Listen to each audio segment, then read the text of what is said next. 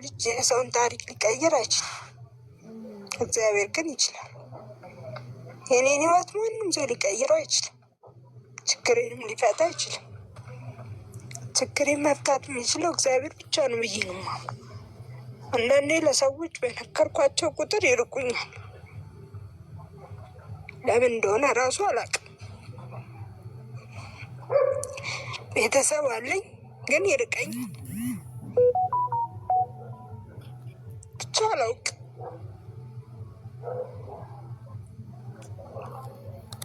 ምን ማድረግ እንዳለብኝ። አታልቅሽ፣ አይዞሽ። እሺ፣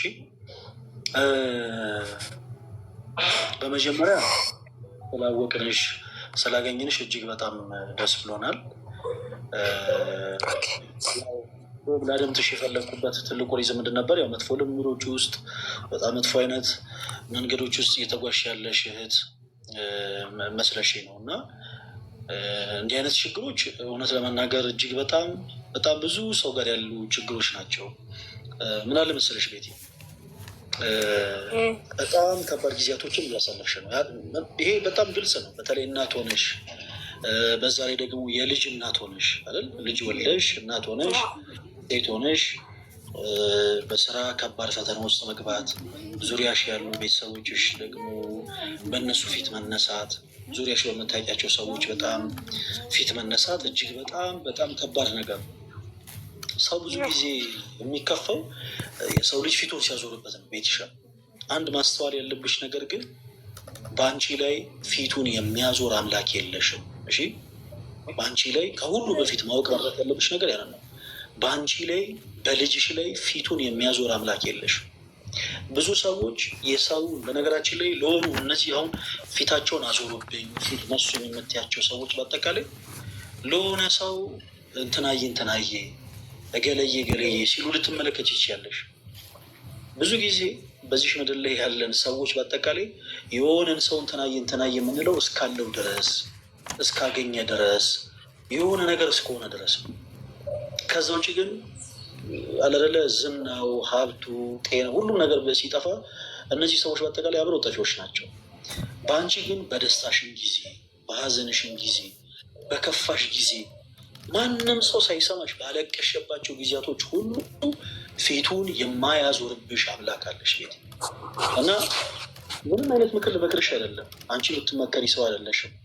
ግን ጊዜ ጣለኝ ብለሽ ጊዜ ገፋኝ ብለሽ ሰዎች ፊታቸውን አዞሩብኝ ብለሽ በምንም ታምር የሚወድሽን አምላክ ክርስቶስ ኢየሱስን እንዳታማረን። እሺ፣ ኦኬ? እሱ አለ የአንቺን ከብዙ ይቅርታ። አሁን ቅድም ያልከው ራስን ማጥፋት፣ ሴተኛ አዳሪ መሆን ማለት ከየት ነው የሚመጡት? ከእንደዚህ አይነት ነገር እኮ ነው የሚመጣው አይደል? አሁን እኔ ልጄን ለማሳደግ ስል እንደዚህ አይነት ነገር ውስጥ ብገባ ማን ነው ተጠያቂው? እኔ ነኝ ማለት። አንዳንዴ ሰው አማራጭ ሲያጣ ነው እንደዚህ አይነት ህይወት ውስጥ የሚገባ አይደል? እና እንደዚህ አይነት ህይወት ውስጥ ብገባ አለመግባቴንስ ማለት አሁን እንደዚህ ብዬ አለመናገር እንጂ አለመግባቴንስ ማን ያውቃል? አሁን አንተ መከራ በሚለው ነው እንጂ ያዝከው። እንደዚህ አይነት ኃጢአቶች እኮ ደፍረን አናወራቸውም አይደል? አንናገራቸው። ለምን ታውቃለህ? ህይወትንና ራስንም ለማጥፋት ቢሆን ሰው እንደዚህ አንዳንድ ያው በእርግጥም እግዚአብሔር ልጅ ሲሰጠን የመኖር ትርጉምን እንድንጀምር ይሆናል አይደል? እኛ ራሳችን ስለፈለገን። ግን አሁን እንደዚህ በሴተኛ መኖር ካልቻልኩ አሁን ቢከብደኝ ሁሌ ባላደርገው ገንዘብ ለማግኘት ስል ላደርገው እችላለሁ። ተጠያቂው ማን ነው? ማለት እኔ ከአቅሜ መቼም የሰው ልጅ ከአቅሙ በላይ ሲሆን እንደዚህ አይነት ህይወት ውስጥ የሚገባው አይደል? እና በጣም ግራ የሚገባኝ አንዳንዴ ሳስበው በእኔ ህይወት ውስጥ ማን ነው የሚጠየቅበት? መልስ እፈልጋለሁ። መልካም ቤትሻ፣ ጥሩ ጥያቄ ነው የጠየቅሽው። እኛ በጣም በችግሮች ውስጥ አልፈን ተርበን ተጠምተን ደክመን ወጥተን ወርደን ከባባድ የሚባሉ ነገሮች ደርሰውብን በተራም ጊዜ አማራጮች ስናጣ ራሳችንን ብናጠፋ ስጋችንን ብንሸጥ ለዚህ ሁሉ ተጠያቂው ማን ነው የሚል ነገር ነው የጠየቅሽኝ እና ቤትሻ ባጭሩ ለዚህ ሁሉ ተጠያቂው የምንሆነው እኛው ራሳችን ነን። ሁሉን ነገር በደንብ አድርገሽ አዳምጪኝ እሺ ቤቲ፣ በደንብ አድርገሽ አዳምጪኝ። የእኛ ነፍስ ከምንም ነገር ጋር አትወዳደርም። ምክንያቱም ለእያንዳንዳችን የሰማይ አምላክ የሆነው አባታችን የእምነታችን ጀማሪና ፈጻሚ የሆነው ክርስቶስ ኢየሱስ ዋጋ ከፍሎልናል። በመስቀል ላይ ተሰቅሎ ስጋውን ቁርሶ ደሙን አፍስሶ ዋጋ ከፍሎልናል። ምንም አይነት መከራ ቢደርስብን እርሱ ከከፈለልን ዋጋ ጋር አይነጻጸርም። በጣም በነገራችን ላይ ሰው አንደበት አውጥቶ አለመናገሩ እንጂ በየቤቱ ሁሉም በውስጡ የያዘው ብዙ ችግር አለ። ተወዳጆች፣ በነገራችን ላይ ሰዎች ስለለበሱ አይደለም፣ ሰዎች ስላጌጡ አይደለም፣ ሰዎች የሆነ ውድ የሆነ ሌክዠሪ የሆኑ ነገሮችን ንብረት አድርገው ስለያዙ አይደለም። የምትመለከቱት ምድራዊ የሆነው ሰው በአጠቃላይ ሁሉም እንደየአቅሙ በየቤቱ ያለው በጣም ብዙ ገመና አለው፣ በጣም ብዙ አይነት ችግር አለበት። ከዛ ችግር ግን ልንርቅ የምንችለው ልንሸሽ የምንችለው ኃጢአትን በኃጢአቱ ወይም ደግሞ ስህተትን በስህተት አጣፍተን አይደለም ነው ቤቲ። በቃ መረዳት ያለብሽ ትልቁ ነገር ያ አንድን የሆንን ችግር ፊክስ ልናደርግ የምንችለው ልናስተካክል የምንችለው ስህተትን በስህተት በማጣፋት አይደለም። ትልቁ ነገር እያንዳንዱ ክርስቲያን የተጋድሎ ህይወት ያስፈልገዋል።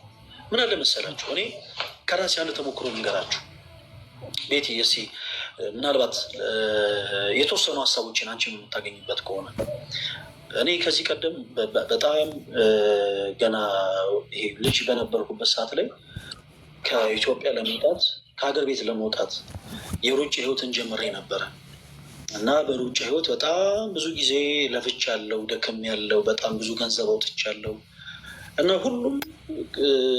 ሁሉንም ማሟላት ያለብኝን ነገር ካሟለው በኋላ ቅድም እንዳልኳችሁ ቀድሞም አላማዬ ምንድን ነበር? ከሀገር መውጣት ነው። እዚህ ምንም ተስፋ የለኝም ብዬ ነው የማስበው።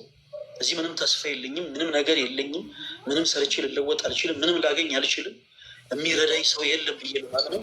ስለዚህ ያለኝ ብቸኛው አማራጭ አንዲት ቀዳዳ ለራሴ ፈጠርኩኝ፣ ከሀገር መውጣት ነው። በቃ ከሀገር ካልወጣሁ ልበላ አልችልም፣ ልኖር አልችልም፣ ልሰራ አልችልም። እና ይህንን አስቤ ያልዞርኩበት ቤተክርስቲያን የለም ተወዳጆች፣ ያልዞርኩበት በቃ ስለት ያልተሳልኩበት ቦታ የለም። በየገዳሙ በሄድኩበት ቤተክርስቲያን ሁሉ እግዚአብሔር አምላኬን ይህን ነገር እንዲያሳካልኝ ደጋግሜ ለመንኩት። የማይደርስ የለም። አንድ ሀገር ኢንቪቴሽን መጥቶልኝ ሄጄ የመወዳደርበት አጋጣሚ ይመጣና ፕሮሰስ ለመጀመር ወደ አንድ ኤምባሲ ጎራ ላለው እዛ በጣም ብዙ ከለፈኝ በኋላ በጣም የሚገርማቸው ነገር ከኔ ጋር ያሉ ሰዎች በአጠቃላይ ቪዛ ተመቶላቸው ቪዛውን አግኝተው ወደዛ ሀገር ለመሄድ ለመወዳደር ያው ፕሮሰሳቸውን ጨርሰው ይመለሳሉ። እኔ ግን በፍጹም ቪዛ አይሰጥም ተብዬ ተመለስኩ። ክርስቲያኖች የዛን ቀን እስጢፋኖስ ቤተክርስቲያን መሬት ላይ እንዴት እየተንከባለልኩ እንዳለቀስኩን ያስታውሳል። እግዚአብሔር አንተ የለህም ብዬ አለ። የለህም እያልኩት ያሉት ለምን እንደሆነ ገብቷቸዋል። እኔ ያሰብኩትን ስላላደረገልኝ፣ እሱ ያሰበልኝን ስላላደረገልኝ አይደለም። እግዚአብሔር ያሰበልኝንማ ይኸው አድርጎልኛል። እኔ ያሰብኩትን ግን ስላላደረገልኝ እግዚአብሔር የት ነው ያለው? በቃ አንተ የለህም እያልኩኝ ስለ እውነት መሬት ላይ እየተንከባለልኩኝ ያልቅሻለሁ፣ እምቤን አፍስሻለሁ፣ ድምፄን ከፍ አድርጌ ማለት ነው። ሰው ይሄኛ ሳልጨነቅ በቃ በጣም ጮክ ብዬ ድምፄ እየተሰማ በዛ መቅደስ ስር ሆኜ ያልቅሻለሁ። ግን ያንን ጩኸቴን ሰምቶ እግዚአብሔር ዝም ብሎ ያንን ጩኸቴን ሰምቶ እግዚአብሔር ዝም ያለው ጨካኝ አባት ሆኖ አይደለም። ያንን ጩኸቴን ሰምቶ እግዚአብሔር ዝም ብሎ ያሳለፈው እርሱ እኔ ላይ የሚጨክን አምላክ ሆኖ አይደለም። ክርስቲያኖች የሚጨክን አምላክ ሆኖ አይደለም። በሰቀሉት ላይ እንኳን የጨከን አምላክ የለንም። ንስሐ የሚገቡበትን አርማ ዘመን የሰጠ አምላክ ነው ያለንም። እርኩስ ምራቃቸውን ሲተፉበት፣ በጥፊ ሲጸፉት፣ በጅራፍ ሲገርፉት፣ የእሾህ አክሊል ሲደፉበት 13 አይነት ህመም እንዲቀበል ያደረጉትን ነፍሳት ሰንኳ ክርስቶስ 40 ዓመት የንስሐ እድሜን የሰጣቸው። እኛ ላይ የሚጨክን አምላክ የለም። እነዛን ሁሉን በወጪን ግን ሳፈስ ስጮህ፣ ወደ እርሱ ሳለቅስ ሳነባ፣ ጌታዬ ሆይ የት ነው ያለኸው ስለው ልክ እነዛን ሁሉም በወጪን በአጠቃላይ ክርስቶስ ሳይቆጥራቸው ቀርቶ አይደለም ዝም ያለኝ። ግን ለእኔ የሚገባውን ነገር እርሱ ያውቃልና ዝም ማለት ባለበት ሰዓት በቃ ዝም ማለት። እነዛ ሁሉ ነገሮች ካለፉ በኋላ ብዙ ነገሮች ደረጃ ሆነው በጣም የሚገርማቸው ነገር እነዛ የሄድኩባቸው ቦታዎች ሁሉ የገባሁበት የሩጫ ህይወት ሁሉ ሳይቀር ጎራ ያልኩባቸው መንገዶች ሁሉ ሳይቀሩ ደረጃና መንገድ ሆነው ዛሬ ላለሁበት ደረጃ በቃ እግዚአብሔር የተመሰገነ። ዛሬ የክርስቶስ ኢየሱስን ቃል ለሰዎች ያካፈላሉ። ሌላውን ተዉት፣ ክርስቶስ በእኔ ህይወት ያደረገውን ነገር ተዉት። ዛሬ የእርሱን ቃል ግን አንደበቱን ሰጥቶኝ አንደበተ ርቱዕ ሆኜ ሌሎች ሰዎች ያካፍላለሁ። በእርሱ በክርስቶስ ኢየሱስ ቃል ሰዎችን የሚያጽናኑ ቃሎችን እናገራለሁ። በማን ጸጋ? በማን ኃይል? በእግዚአብሔር ኃይል። ያኔ እንደዛ ሳነባ፣ ያኔ እንደዛ ስጮህ እየሰማኝ ጸጥ ያለው የዛሬዋን ቀን እሱ ስለሚያውቃት ቤትዬ፣ አንቺ ስትጮሂ፣ አንቺ ስታለቅሺ ማንም ሳይሰማሽ ብርድ ልብስ ውስጥ ገብሰሽ ስቅስቅ ብለሽ ስታለቅሺ እያንዳንዷን እንባሽን ክርስቶስ ሳይቆጥራት ቀርቶ እንዳይመስልሽ። ግን መልካም የሆነን ነገር ሊያመጣ ሲል ክርስቶስ ሁላችን ይፈተናል፣ እንፈተናለን። እንኳን ክርስቲያን ወርቅ ራሱ በሳት ይፈተናል። ወርቅ ሲወጣ ሁላችሁም ታውቃላችሁ አይደል? ወርቅ ሲወጣ ከጭቃ ጋር ከድንጋይ ጋር ከብዙ ነገር ጋር ተቀላቅሎ ነው የሚገኝ። ያ ወርቅ በውስጡ ያለው ነገር በአጠቃላይ በመጀመሪያ እንዲጣራ በመጀመሪያ በውሃ ይታጠባል። በውሃ የታጠበ ወርቅ ደግሞ ሲቀልጥ ምናልባት በተለያዩ አይነት ምድራዊ የሆኑ ስርዓቶች የተለያዩ አይነት ሚኔራሎች ተዋህደውትም ከሆነ እነዛ ለመለየት ደግሞ በጣም ከባድ በሆነ ሰዓት ይግላል፣ ይቀልጣል። ቀልጦ እንደ አዲስ ይቀጠቀጣል። ወርቅ እንኳን ይህ ሁሉ ፕሮሰስ አልፎ ነው። እኛ ደግሞ በክርስቶስ ኢየሱስ የምናምን ነፍሳት በአጠቃላይ ገና በጣም ብዙ ፈተኖች እንፈተናለን። ክርስቶስ ለትልቅ ክብር ሲመርጠን እንፈተናለን በብዙ ነገር። በመጀመሪያ ማስተዋል ያለብን ነገር ቤቴ፣ አንድ ስህተት በሌላ ስህተት አይስተካከልም። አንድ ስህተት በሌላ ስህተት አይጠፋም። ባይሆን ግን መርሳት የሌለብን ነገር እያንዳንዱ እንባችንን የሚቆጥር አምላክ አለ። ጊዜዋ ስትደርስ ጠብቁ፣ ሁሉን በሁሉ አድርጎ የሚገባ አንድ ነገር ሲባል ሰምታችሁ ታውቃላችሁ? ምናልባት ለሁላችሁም እንዲሆን ሁሉም ነገር ለበጎ ነው ሲባል ሰምታችሁ ታውቃላችሁ አይደል? ሁሉም ነገር ለበጎ ነው። አሁን በጣም ችግር ውስጥ ያሉ ሰዎችን ሄዳችሁ አይዟችሁ ሁሉም ነገር ለበጎ ነው በትሏችሁ አይሰሟችሁ። ማንም ሰው አይሰማም። ችግር ውስጥ ሆኖ ማንም ሰው አይሰማም። ቤትሽ ማንም ሰው ሀዘን ውስጥ ሆኖ ድካም ውስጥ ሆኖ ዝሎ በመንፈሳዊ ነገር በጣም ተዳክሞ አይዞ ሁሉም ነገር ለበጎ ነው ቢሉት ማንም ሰው አይሰማም። ለበጎ እንደሆነ ግን የምናውቀው ቤትሽ መቼ እንደሆነ ታውቂያለሽ? እግዚአብሔር ሁሉም ነገር ለበጎ አድርጎ ያሳየን ቀን ያቺ ቀን ትደርሳለች። ለካ ያን ያነባሁት ለዚህ ነበር። ለካ ያን እምባዬን ያፈሰሱት ከለዚህ ነበር። ለካ ያኔ ተርቤ ያለፍኩት ለዚህ ነበር። ለካ ያኔ እንደዛ ወድቄ የተነሳሁት ለዚህ ነበር የምንልባትን ቀን ግን ክርስቶስ ያመጣታል። እስከዛው ድረስ ግን የሚጸና ጸንቶ መቆም አለበት። በዓለመ መላእክት ልክ ቅዱስ ገብርኤል ንቁም በበህላዌን እንደያል በየእምነታችን ጸንተን እንቁም እንዳለ ሁሉ እያንዳንዱ በክርስቶስ ኢየሱስ የሚያምንም ደግሞ በአጠቃላይ በእምነቱ ጸንቶ መቆም አለበት። እርቦኛል ብሎ ክሩን የሚበጥስ ካለ፣ ጠምቶኛል ብሎ ከክርስቶስ ኢየሱስ ፈቃድ ዘወር የሚል ካለ ግን እሱ በነፍሱ ላይ ዕዳ ማምጣት፣ ተወዳጆች በነፍሳችን ላይ ዕዳ ማምጣት የለብንም። ቅርታ ግን ልጠይቅ፣ ምናልባት አሁን እንደዚህ ያልከው ማለት ነው የእውነት ተርበህ ታውቃለህ? ጥያቄሽን ጨርሽው መልስልሻለሁ። እንደዚህ ልል የፈለግኩት ማናችንም በዛ ቦታ ስንሆን ምን እንደምንወስን አናውቀው። የእውነት ነው የምልህ። ማለት ያ ሰዓት ለአንተ የመኖርና የመሞት ሰዓት ነው። ምናልባት 1 ቀን 2 ቀን 3 ቀን ሲሆን ተስፋ ማን ነው ማለት እኔ የምር ነው የምልህ። ይህ ማናችንም አሁን እዚህ ጋር የሚያዳምጡት ሁሉ የእውነት ሊመሰክሩ ይችላሉ።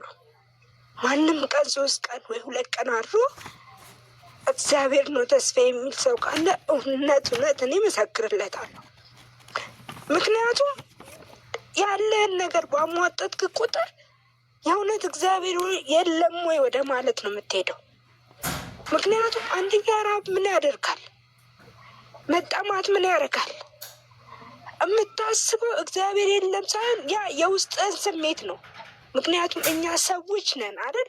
የሰው የራሱ የሆነ ባህሪያት አለው። የፈለገ እምነት ቢኖር የፈለገ ማንነት ቢኖር እኔ በጣም ብዙ ታግያለሁ እና በዛ ስሜቱ ስትሆን አይደለም ክር መበጠስ ሌላ ሃይማኖት ውስጥ ሄደህ ክርን አንጠልጥለ ሌላ ሃይማኖት ውስጥ ገብተህ ለምን ልትበላ ትችላለህ? ክርን እንኳን በአንገት ይዘህ። ምክንያቱም እዚህ ጋር ለመኖር ነው የምትታገለው። መቼም ከነ ክሬ እርቦኝ ልሙት አትልም። የእውነት አንልም። ሁላችንም እስቲ እዚህ ጋር ያለ ነው እናዳምጥ። ማለት በዛ ስሜት ውስጥ ስናልፍ በጣም በጣም ነው የሚከብደው። በጣም ማለት እስቲ አንድ ሰው አስበው እየራቡ ከጎኑ ያለ ሰው ጠግቦ ሲበላ እኔ እንጃ በጣም ነው። እኔና ቀደም ያልኩ ማን ነው ተጠያቂው ያልኩ፣ እያንዳንዳችን ከጎናችን ያለውን ሰው ተጠያቂዎች እኛ ነን። እኛ ጠግበን እየበላን ከጎናችን ያለው እየተራበ ራሱን ሲያማርር ኃጢአት ሲሰራ ሲሰርቅ ሲዘሙት እያየን እንሳለቅበታል። ለዚህ ነው ዋናው ተጠያቂ መጀመሪያ ከእግዚአብሔር በታች እኛ ከጎን ያለነው ሰዎች ተጠያቂዎች ነው። ያንን ሰው እኮ ቅርባችን አድርገን ማዳን እንችላለን። በገንዘብ፣ በጸሎት፣ በትምህርት፣ በሃይማኖት በቃ መመለስ ባለብን መንገድ ላይ መጀመሪያ እኛንን አቅርቡ ያለ ነው። ቤተሰብ ሊሆን ይችላል፣ ጓደኛ ሊሆን ይችላል፣ ማንም ሰው። ለዚህ ነው ተጠያቂው ማን ነው እያልኳል። አንድ ሰው እርቦት እኔ ምር ነው እርቦት ማጅራ መጥቶ ሌባ ሲያዝ መጀመሪያ ያ ሰው ለምን ዘረቀ ነው የምለው። እርቦት ከሆነ ትክክል ነው በቃ። ምክንያቱም ለመኖር ማለት አይነ እያየ አትሞትም። ማንም ሰው እንዲህ ብሎ የምር እኔ አላቅም እንዲህ ብሎ የእውነት እኔ ክሬን እሺ እሞታለሁ እንዲህ እኔ እንጃ የምንልበት ጊዜ አላቅም። እግዚአብሔር ጥንካሬውን ካልሰጠ ምን ካላለ የምንኖር ሰዎች አይደለን። እና እኔ አንዳንድ የምር ነው የምልህ በጣም ነው ግራ የሚገባኝ። ከራሴ ጋር ሁሉ ትግል ጀምራለሁ ያንን ነገር ላለማድረግ። ብድር ስጠይቅ እያላቸው ሲከለክሉ፣ ብዙ ነገር ስጠይቅ አቅማቸው እየቻለ እምቢ ሲሉ የምር ተስፋ የምትቆርጠው ያችን ሰዓት ነው። ምክንያቱም አንድ ሰው ተስፋ የሚሰጥ ትፈልጋለህ። ለእግዚአብሔር ማለት ለነፍሱ የሚኖር እኛ ክርስቲያን ነን፣ እኛ ኦርቶዶክስ ነን፣ እኛ የእግዚአብሔር ሰዎች ነን። ግን ያንን ሰው በጸሎት እንኳን ለማገዝ ፈቃደኛ ነው። ታዲያ ትርጉሙ ምንድን ነው? መረዳ አሁን ቅድሞ እንዳልከው ወደ ሴተኛ ዳሪ ወደ ራስ መጥፋት አልክ። መርዳት ከምን ይጀምራል? እኔ የምር ነው የምልህ ማንም ሰው በገንዘብ ቢረዳኝ የኔን ህይወት ሊቀይር አይችልም። ግን ቢጸልይልኝ የኔን ህይወት ይቀይራል። ገባህን? እኔ የምፈልገው ከኢትዮጵያ ህዝብ ጸሎት ነው። እስከ መጨረሻው ድኜ በራሴ መቆም ፈልጋለሁ። በቃ ማለት ምንድን ነው ምክንያቱ? ለምንድን ነው? ለዚህ ነው ስፈልግ ያገኘው ክምብል። እስቲ መልስ ስጠኝ። በቻልሽው አቅም አታልቅሽ እሺ ተወዳጀታችን። አይኑ በጣም ከባድ ድምፅሽ ያስታውቃል። በጣም ከባድ የሆኑ ጊዜያቶችን እንዳሳለፍሽ፣ በጣም ብዙ ፈተናዎችን እንዳለፍሽ ያስታውቃል። እና ቤትሻዬ ፕሊስ አታልቅሽ። ምናልባት ለልጅሽም ቢሆን ያው ትንሽ ሊከብድ ይችላል። ማንኛችንም እናቶቻችን ሲያለቅሱ ማየት በጣም ይከብደናል። እና አታልቅሽ ቤትሻዬ። ጥሩ ሀሳብ ነው ያነሳሽው። ሰው አይችልም፣ ትክክል ነው። ስጋ ለባሾች ትክክል ነው። አሁን ግን እያለን ያለነው ስጋ ለባሽን ብንሆን ትልቁ ነገር ምን አለ መሰላችሁ? ቤትሻዬ አንቺ በክርስቶስ ፍቅር ላረምሽ የምፈልገው ትልቁ ነገር አይኑ በጣም ሀዘን ላይ ነሽ። በጣም ብዙ ችግሮች ተደራርበውብሻል። የእኛን ስህተት ግን ወደ ሰዎች ስህተት ማዞር አንችልም። እመኑ ልንገራችሁ፣ በሰማይ ቤት መቼም የሁላችን ዓላማ ምንድን ነው? እዚህ ውስጥ ያለን በአጠቃላይ የሁላችን ዓላማ ምንድን ነው? ኖረን ተስፋ የምናደርጋት መንግስተ ሰማያትን መውረስ ነው። መንግስት የእግዚአብሔርን መንግስት የምንወርሰው ደግሞ በመጀመሪያ በክርስቶስ ኢየሱስ በማመን ነው። ከዛ በኋላ ደግሞ እያንዳንዱ ክርስቲያን ደግሞ በበጎ ስራ መጽናት አለበት። ለሁሉ እንደየስራው የሚያስረክብ አምላክ አለ። ለዛም ነው ቅዱስ ጳውሎስ በሮሜ መልእክቱ ምዕራፍ 2 ከቁጥር 6 እና 7 ላይ 6 ላይ እንደሆነ ምን ይላል? እርሱ ለሁሉ እንደየስራው ይከፍላል፣ እንደየስራው ይፈርዳል። እንደየስራችን የሚፈርድ አምላክ አለ። አሁን ማንኛቸውም እንትና እኮ እንደዚህ ስላደረጉ ነው እኔ እንትን የሆንኩት። አሁን ለምሳሌ ፈለገ አትናቴዎስ እንደው እንበልና የሴጣን ጆሮ ይደፈን፣ እግዚአብሔር አምላክ በቤቱ ያጽናው እና የሆኑ ሰዎች እኮ ስለገፉኝ ነው ከኢትዮጵያ ኦርቶዶክስ ተዋሕዶ ቤተክርስቲያን የወጣሁት ቢል የከንቱ ጩኸት ነው። ኦኬ፣ ክርስቶስን የሚያክልን አምላክ ለመካዴ የሆኑ ሰዎችን ተከሳሽ አድርጌ ማቆም አልችልም። ይሄ የእኔ የራሴ ድክመት ነው። ሰዎች እየገፉኝ ነበረ፣ ግን ሰዎች እየገፉኝ አልነበረም ማለት ግን አይደለም። ለምሳሌ ሰዎች ገፍተው ሊሆን ይችላል። ሰዎች ብዙ ነገር አድርሰውብኝ ሊሆን ይችላል። በጣም ብዙ አይነት አሻጥር ሰርቶብኝ ሊሆን ይችላል። ነገር ግን እነርሱን ሁሉ እነሱንም እነሱ የሰሩትን ሰንሰለት በጣጥሶ የሚጥል አምላክ ስላለኝ በእምነት ልጸና ይገባል። በዚህ ምድር ላይ ያሉ ወይ ሁለት ነገር ላስታውሳችሁ። የመጀመሪያው ለምሳሌ ቅርብ ጊዜ የተወሰኑ ዓመታት በፊት በሊቢያ በረሃ ላይ የታረዱ ሰዎች ታስታውሳላችሁ? በስለት አንገታቸው ታርዶ ደማቸው የፈሰሱ ሰዎችን ታስታውሳላችሁ? ሁላችን የዚህ አይነቱ እውነት አለ ነው? የዚህ አይነቱ ጽናት አለ ነው? የለንም። እነዛ ሰዎች የደማቸው የፈሰሰው ለምንድን ነበረ? ከሁሉ በላይ መራብ አይደለም፣ መጠማት አይደለም፣ አንገትን በስለት እየታረዱ ስቃይ ውስጥ ነበሩ። ለተወሰኑ ደቂቃዎች ልክ በየቤታችሁ እንደምታርዷቸው በጎችና ፍየሎች የሲቃን ድምፅ እያሰሙ ሲሰቃዩና እጅግ በጣም ለመተንፈስ ሲቸገሩ ነበረ። የምታስታውሱ ከነበረ ማለት ነው። እነዚህ ሰዎች ወጣቶች ናቸው። ኑሯቸውን ለማሸነፍ ብለው የወጡ ኑሯቸውን ለማሸነፍ ብለው ቤተሰቦቻቸውን ለመርዳት ብለው ከሀገር ቤት የወጡ ሰዎች ነበሩ።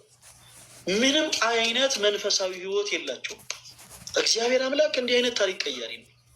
ሁላችሁም ፕሊስ በደንብ አዳምጡ። ጠዋት የተጠሩ አሉ ክርስቶስን ለማገልገል ወደ ክርስቶስ ኢየሱስ ለመቅረብ በጠዋት የተጠሩ አሉ ተወዳጆች። ከሰዓት የተጠሩ አሉ። ከሰዓት ደግሞ ከሰዓት የተጠሩ ማለት ከተወሰነ ጊዜ በኋላ ትዳር ኖሯቸው አግብተው ወልደውም በዛ እድሜ ሌቭል ላይ ሆነው ወደ ክርስቶስ ኢየሱስ የሚጠሩ አገልግሎቱን የሚቀላቀሉ በህይወታቸው የክርስቶስ ኢየሱስን ወንጌል የሚሰብኩ ነፍሳት አሉ። በ11ኛው ሰዓት ደግሞ የሚጠሩ አሉ። በቃ በህይወታቸው መጨረሻ አካባቢ ደግሞ የሚጠሩ አሉ። እነዚህ ሰማዕታት የሆኑ ወንድሞቻችን በህይወታቸው በስተመጨረሻ ለክርስቶስ ኢየሱስ ሰማዕትነት የተመረጡ ነፍሳት ነበሩ። ከአንገታችሁ ማህተባችሁን ብቻ አውጡ ነው የተባሉት። ሁላችሁም በደንብ አዳምጡ። እነዛ ሰዎች የተባሉት ከአንገታችሁ ማህተባችሁን ብቻ ምን በሉ አውጡ ነበር የተባሉት።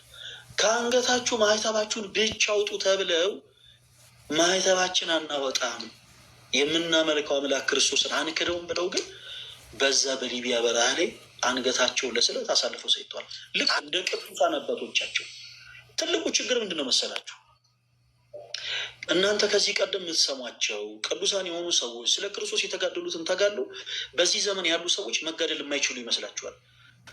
ክርስቲያን የሆናችሁ ወንድሞች ሁላችሁም ልታስሩ የሚገባው ነገር በዘመነ ሰማዕታትም ጭምር ይሁን በእያንዳንዱ የክርስትና ታሪክ ላይ ቅዱሳን የተጋደሉትን ተጋድሎ ልንጋደል ዘንድ ነው። እኛ ክርስቲያን የሆኑ ልክ ክርስቶስ ዙፋኑን ክብሩን ትቶ የሰውን ልጅ ከወደቀበት ማንነት ለማንሳት ከፈሰሰበት የኃጢአት ቅባት አጥቦ ለማንጻት ሰው ሆኖ መጥቶ ክብሩን ዝቅ አድርጎ የሚፈራ ኃያል ግሩም ሆኖ ሳለ ስጋን ለብሶ በምድር ተመላልሶ የሰውን ልጅ ከዲያብሎስ ባርነት ነፃ እንዳወጣ ሁሉ እኛም ደግሞ ስለ እርሱ ብዙ ነገርን ትተን እንከተለዋለን። ኦኬ። ስለዚህ መከራን የሚፈተኑ ብዙ ሰዎች አሉ። ይህን እንድታውቂዎት ያክል ነው። እና በዚህ ዘመን አሁን እኛ እንደው መራብ እንችላለን ወይ? እግዚአብሔር በሚያውቁ በፍጹም ቤትሽ አንችልም። መጠማት እንችላለን ወይ? አንችልም። ማንም ሰው መራብን መጠማትን አይችልም። እችላለሁ ብሎም እንትን ውስጥ ሊገባ የሚችል ይሆናል አይደለ? ምንድን ነው የሚባለው? ድርድር ውስጥ ሊገባ የሚችልም ሰው የለም። ይሄ በጣም ከባድ ፈተና ነው። ቀላል ፈተና ነው አይደለም። ቤትሻ መረዳት ያለብሽ ነገር ግን ሁሉን የሚያሳልፍ አምላክ አለሽ። ቤትሻ እነዚህን ታይሞች ሁሉ አልፈሽ መሻገር የምትፈልጊ ከሆነ አንድ ነገር ብቻ ልታደርጊ፣ እኔ በክርስቶስ ፍቅር በወንድምነት አንድ ነገር ብቻ ልጠይቅሽ። ዙሪያሽ ያሉ መልካም የሆኑ መጥፎ የሆኑ ሰዎችንም እርሻቸው። መልካም የሆኑ ሰዎችንም ተመልክተሽ መልካምነታቸውን አይተሽ ልክ የቆሰለች አህያ ማርጭና ብትመጣ ቁስሏን ተጸይፈን ማሩን እንደምትበላ ሁሉ መልካም ከሆኑ ሰዎች መልካምነታቸውን፣ መጥፎ የሆኑም ሰዎች ደግሞ መጥፎነታቸውን ተመልክተን እኛ ወደፊት እንጓዝ። እንደ ሎጥ ሚስት ወደኋላ እንመልከት። በእንደዚህ አይነት ከባድ ፈተና ውስጥ ስንሆን እባካችሁ ሁሉ የሚያስችለውን በቃ ሁሉን ሊያስችለን የሚችለው ክርስቶስን እንመልከተው። ቤትሻ ክርስቶስ ሁሉን ያስችላል። ለምሳሌ በድንጋይ መመታት ሰው ይችላሉ? አይችልም። በድንጋይ በአንድ ድንጋይ ሰው መመታት ይችላሉ? አይችልም። ግን ክርስቶስ ያስችላል። እነ እስጢፋኖስ ችለውት ነበር፣ ክርስቶስ አስችሏቸው። በሰይፍ መቀላት አሁን ሰው እኔ እንሂድና በሰይፍ እንቀላ ብንል እንችላለን? አንችልም፣ አንችልም። ግን ሰማዕታትን ያስቻለ አምላክ አለ። እነ ቅዱስ ጳውሎስን፣ እነ ቅዱስ አርሴማን፣ እነ ቅዱስ ጊዮርጊስን ስለትን ያስቻለ አምላክ አለን። እነ ቅዱስ ቶማስን፣ ሐዋርያው ቶማስ ስለትን ያስቻለ አምላክ አለ። እርሱም ደግሞ ስሙ ኢየሱስ ክርስቶስ። ረሃብን፣ ጥምን ሰዎች ይችላሉ? አይችሉም። የእስራኤልን ሕዝብ ግን ረሃብና ጥምን ያስቻለ ደግሞ አምላክ አለን። ነቢዩ ኤልያስን ረሃብና ጥምን ደግሞ ያስቻለ አምላክ አለን። እርሱም ማን ነው? ክርስቶስ ኢየሱስ። ሰው በሰውነቱ ይችላሉ? የቲሻ ግልጽ እኮ ነው፣ አይችልም። ዛሬ እዚህ ላይ ብላ ያሉትን 7,000 ሰዎች በአጠቃላይ ያሰልፈሽ እኔ የተቀበሉትን ችግር ትችላለሁ ብት ሁሉም ምለሻለ አንችልም። ማንም አረ ምን ቀላል ነው፣ ምን እንደ አንቺ አይነት ፈተና ቢመጣብኝ እኔ እንደዚህ ያደርጋለሁ። ይሄ ሞኝነት ነው። ታስታውሱ ከነበረ የዛሬ ስንት ጊዜ የሆነ ሬዲዮ ፕሮግራም ላይ የሆኑ ሰዎች ትዳር ታሪክ ይቀርብና እሷ እንደዚህ ያደረገች እሱ ደግሞ እንደዚህ ያደረገ እና እንደው እናንተ ብትሆኑ ምን ታደርጋላችሁ ተብሎ ፕሮግራሙ ነው ይቀርባል። እና የተለያዩ ሰዎች እኔ ብሆን እንደዚህ ያደረግ ነበር ይላል። እና የተለያዩ ሰዎች ደግሞ ከእነሱ ተሞክሮ ሰምቶ የሆነ ውሳኔ ለመወሰን ይሄዳሉ። በጣም ስህተት ነው። እውርን እውር ሲመራው ይባላል። በመጀመሪያ ማንም በቆምበት ቦታ ላይ ሊቆም አይችልም። ማንም የማንንም ፈተና ጸንቱም ሊቋቋሙ አይችልም። ይሄ በፍጹም ውሸት ነው። ነገር ግን ከባድ የሆነ ፈተና ሲመጣብን እናስተውል። ሁሉን የሚያስችል አምላክ አለን። ማነው? እርሱ ክርስቶስ ኢየሱስ። ሁሉን የሚያስችል ማጣትን፣ መቸገርን ሰው ይችላሉ? አይችልም። ዛሬ ፈለገ አትናቴዎስ የሆነ ነገር ደርሶበት እንበልና ሁሉ ዙሪያ ያለውን ነገር ቢያጣ መራብን ማጣትን ይችላሉ? አይችልም።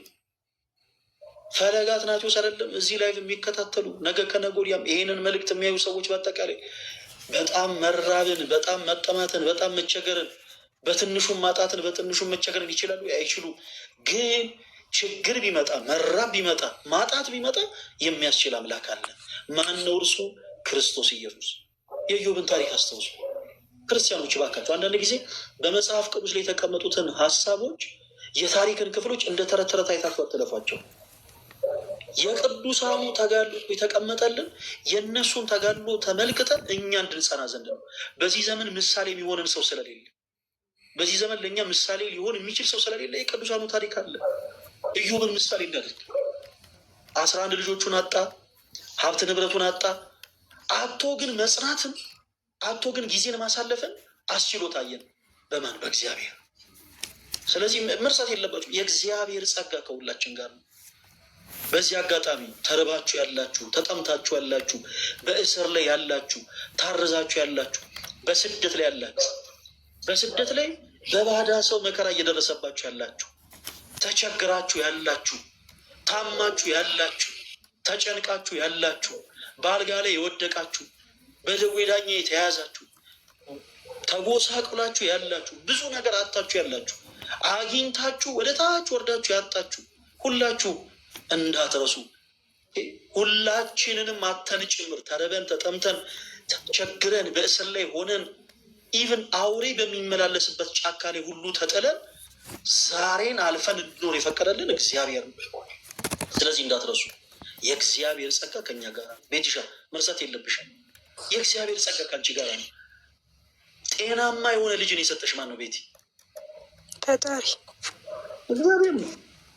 የዚህ ልጅ እድሉ ያናቅ እግዚአብሔር አምላክ በልጅሽ ምን አይነት እድል እንደሚያመጣ፣ በወለድሽው ልጅ እንዴት እንደሚባርክሽ፣ በወለድሽው ልጅ ምን አይነት ነገርን በሕይወትሽ እንደሚያመጣ እኛ አናቅም። እንዲህ አይነቱን ጤናማ ልጅ የሰጠሽ እግዚአብሔር ነው። የእግዚአብሔር ጸጋ ከአንቺ ጋር እንዳለ ትልቁ ማሳያ ልጅ እስትንፋስሽ፣ ተኝተሽ ነበረ ትናንት፣ ዛሬ ተነስተሻል።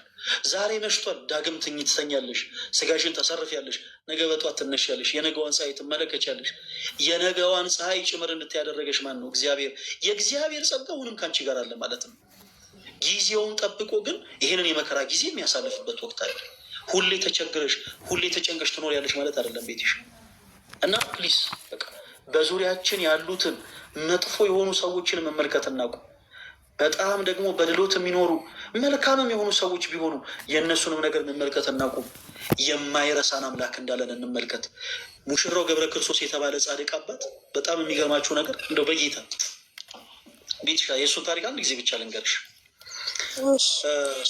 ሙሽራው ገብረ ክርስቶስ በቤተክርስቲያናችን ካሉ ቅዱሳን አንዱ ነው እና በ14 ያው ወርሃዊ ክብረ በዓሉ ይከበራል። ይህ ቅዱስ በቁስጥንጥንያ ሀገር የነገስታት ቤተሰብ አባቱ ቴዎዶስዮስ፣ እናቱ ደግሞ መርኬዛ ትባላለች።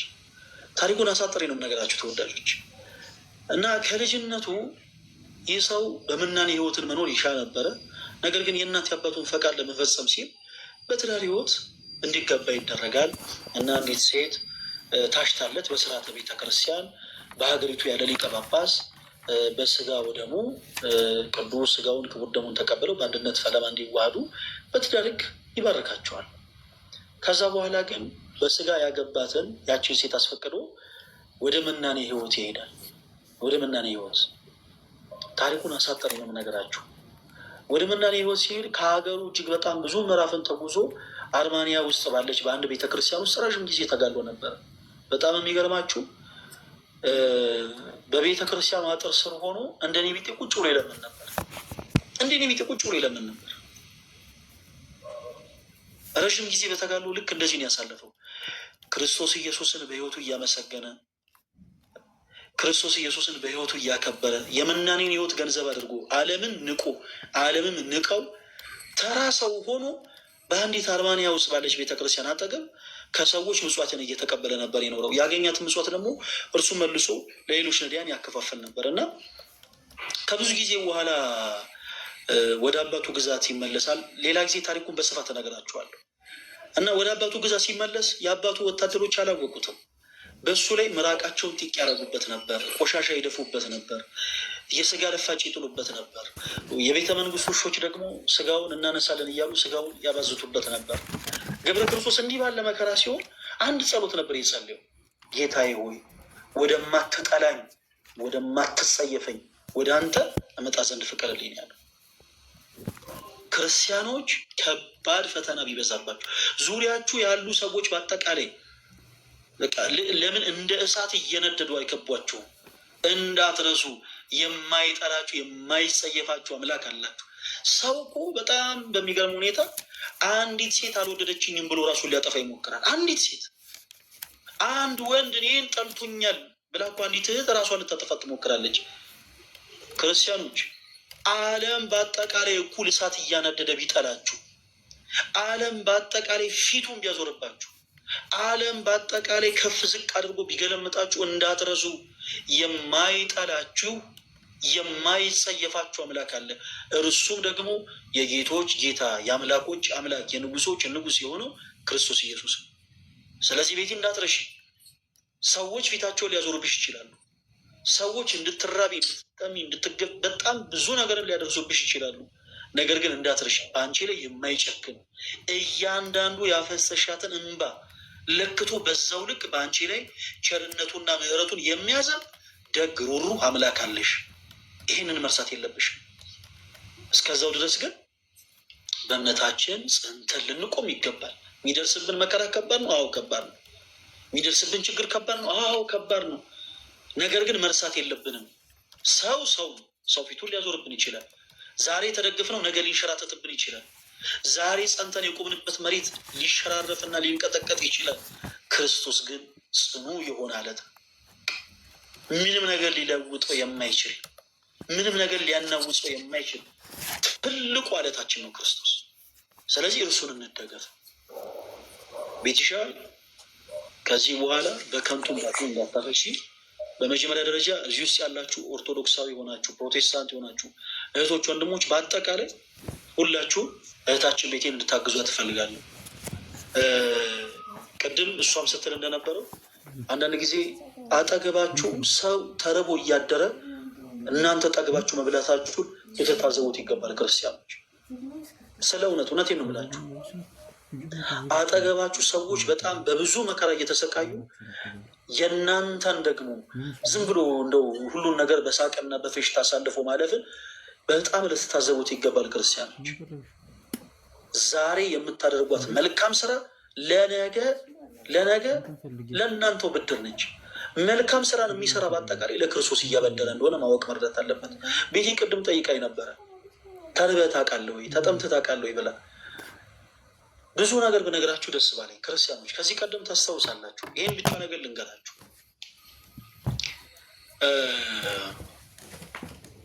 ከዚህ ቀደም ወደ 2012 ዓ.ም አካባቢ ከ2009 ዓ.ም ጀምሮ ወደ ዘብር ገብርኤል ለአገልግሎት እመላለስ ነበር። ቅዳሜ ሄጄ እሑድ ነበር የምመለሱ እና በምንሄድበት መኪና ሰዎችን እያስተማርን ክርስቶስ ኢየሱስን ወንጌል እየሰበክን እንጓዝ ነበር እና ሁልጊዜ አንድ የለመድኩት ልማድ ነበረ። በጣም የምኮፈስበት ቤቴ በደንብ አዳምጪ ፕሊስ። በጣም የሚጀንንበት ያ ምንድን ነበረ መሰለሽ? ልክ ጣር ማበር አካባቢ ስደርስ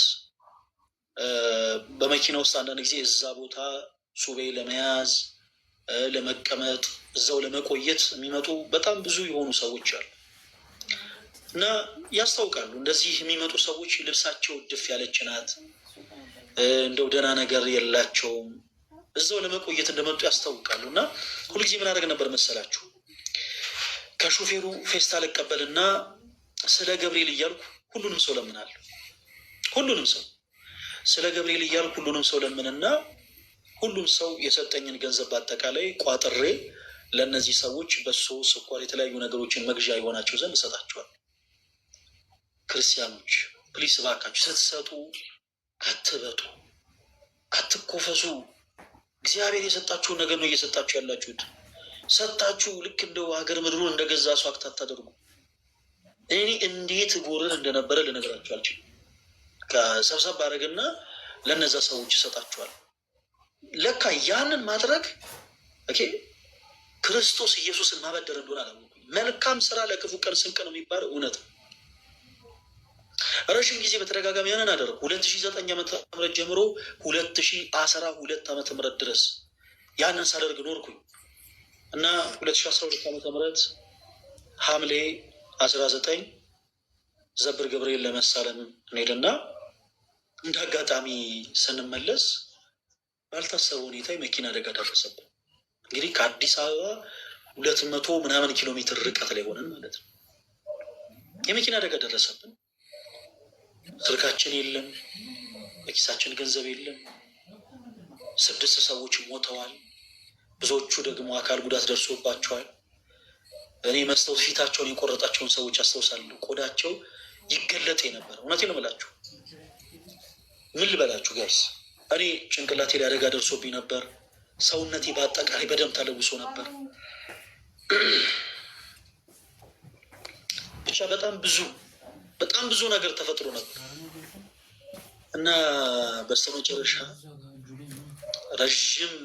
ረዥም የሆነ የነፍስ አድን ስራ ተሰርቶ እንደምንም ተብሎ ሕክምና አግኝተን እንዴት ብዬ ወደ ቤቴ ልሄድ? በኪሴ ገንዘብ የለኝ፣ በኪሴ ምንም አይነት ሳንቲም የለኝ እና እስከ ጣር ማበር ድረስ በእግር ሄድኩኝና የመጣው የምጣ መኪና ውስጥ ገብቼ ልክ ደብረ ብርሃን ከደረስኩ በኋላ ብር የለኝም ብዬ እከራከራለሁ ብዬ ዝም ብዬ ገባሁ። እንግዲህ ችግር ውስጥ ነኝ። ሰውነቴ በአጠቃላይ በደም ተለውሷል። ጭንቅላቴ አካባቢ ከባድ የሆነ አደጋ ደርሶብኛል።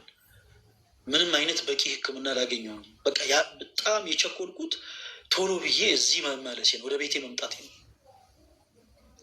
እና ልክ ስገባ በህይወቴ የማረሳት አጋጣሚ ተፈጠረች። በህይወቴ የማረሳት አጋጣሚ እኔ እናንተ ለሰዎች መስዋዕታችሁ ነው አይደል የምታውቁት? ቤተክርስቲያን ሄዳችሁ ስለ ገብርኤል ስለ መድኃኔዓለም ስለ ቅዱስ አማኑኤል እያላችሁ መጹታችሁን አይደለም የምታውቁት። እኔ ተመጹቼ አውቃለሁ። አንድ ሰው ከመኪና ውስጥ ተነሳና ፌስታል አውጥቶ ማንም ሰው ምንም አላለኝም። ፌስታል አንስቶ ወንድማችን በሰላም አዲስ አበባ ይገባ ዘንድ በሰላም ከእናት ከአባቱ ጋር ይገናኝ ዘንድ ሁላችሁም የቻላችሁትን ያክል አዋጡለት አላቸው። ክርስቲያኖች በሕይወቴ በጣም እንባ አውጥቼ ካፈሰስኩባቸው አጋጣሚዎች ውስጥ አንዱ ያውቃል። ለሆኑ ሰዎች የሆነ ነገር ሳደርግ የዛን ሰዓት በጣም እየታበይኩ ነበር የማደርገው። በጣም እየታበይኩ ለሆኑ ሰዎች ገንዘብ ሳሰባስብ እየተኮፈስኩ ነበር የማደርገው። ለካ በትዕቢትም በመኮፈስም ሆኜ ያደረግኳትን ነገር ግን ቆጥሮ ክርስቶስ ከፈለ። መልሶ ክርስቶስ ከፈለ። በቃ ባዶ በሆንኩበት ሰዓት፣ በቃ በእጄ ምንም ነገር ባልነበረ ሰዓት ክርስቶስ በሌላ ሰው ከፈለ። እማላቀው ሰው እግዚአብሔር ምስክር፣ እማላቀው ሰው ክርስቲያኖች ገጥሟቸው ይሆን እንደዚህ? እማታውቁት ሰው በቃ ልክ እንደ መልአክ ተልኮላችሁ ያውቃል። እማላቀው ሰው ተነስቶ ፌስታል አንስቶ ወንድማችን በሰላም ወደ ቤቱ ይመለስ ዘንድ እባካችሁ ሁላችሁ የቻላችሁትን ያክል እርዱት ብሎ ገንዘብ ሰበሰበና ሰጠኝ። በሕይወቴ ስቅስቅ ብዬ ያለቀስኩበት የመጀመሪያው ቀን ያውቃል። እንደውም አስታውሳለሁ የዛን ጊዜ ደብረ ብርሃን ደርሼ ከተሰበሰበልኝ ገንዘብ አውጥቼ እንደው ለመክፈል ስሞክር ረዳቱ በእድሜ ከኔ የሚያንስ ልጅ ነው እና መቤቴን አልቀበልም ብሎ እንደማለልኝ አስታውሳለሁ። እና እመኑ እናንተ የምታደርጓት መልካም ነገር ዞሮ የሚከፍላችሁ ራሳችሁ ነው። ዞሮ የሚከፍላችሁ ራሳችሁ ነው። ግድ የላችሁ። የተራበ ሰው ስትመለከቱ እባካችሁ ዝም ብላችሁ አትሉ። የምትሰጡት ነገር ብታጡ ከንፈራችሁ የምትጠጡለት፣ ከንፈራችሁን እንኳን የምትጠጡ የምትሰጡት ነገር ብታጡ፣ እናንተም እንደሱ የተቸገራችሁ ብትሆኑ፣ እናንተም ያጣችሁ እንኳን ብትሆኑ ግድ የለም ከንፈራችሁ የምትጠጡለት። እባካችሁን ጸጥ ብላችሁ የተቸገረን ሰው አትለፉ። ጸጥ ብላችሁ የተራበን ሰው አትለፉ። እና ክርስቲያኖች ሁላችሁም ቤቲሻን ሁላችሁም ሰፖርት እንድታደርጓ ትፈልጋለሁ።